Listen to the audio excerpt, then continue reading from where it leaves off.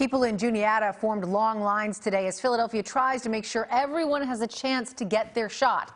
Today, the City Health Department opened another mass vaccination clinic targeting underserved communities. And the clinic is at Community Academy of Philadelphia Charter School. But as NBC10's Danny Freeman explains, the fight for equity in the vaccine rollout continues. After Philly fighting COVID fell apart, basically the only game in town when it came to mass vaccination clinics was the Black Doctors COVID-19 Consortium.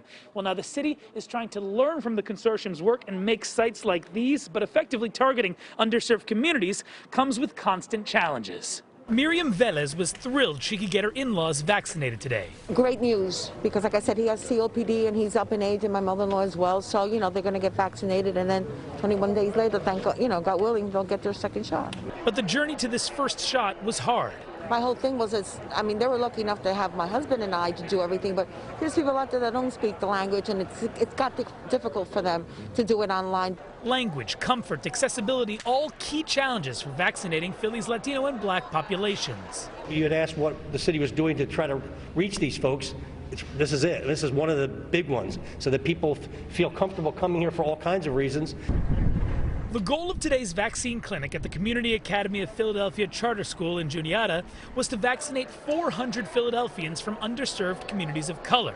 And Philly Mayor Jim Kenney called it a good first step. Black and brown communities in our city have been underserved and are affected by this virus more than any other communities. They die at higher rates, they're more infected at higher rates. We have to get into these communities to get people vaccinated.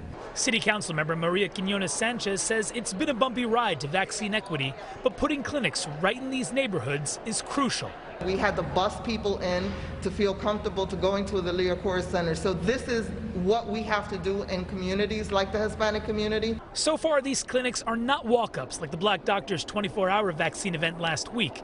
There have been concerns about people taking advantage of clinics who are not from hard-hit areas. But the city hopes to learn from the Black Doctors event to move in that direction. I can only imagine how people are doing it if they don't have a relative that's able to help. Miova and Nina Baker are thankful for more access. So I hope the city's using all resources to contact as many as possible, so more of their neighbors can get the vaccine.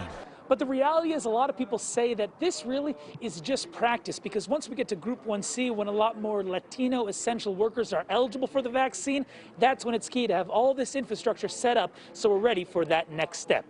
From Juniata, Danny Freeman, NBC10 News.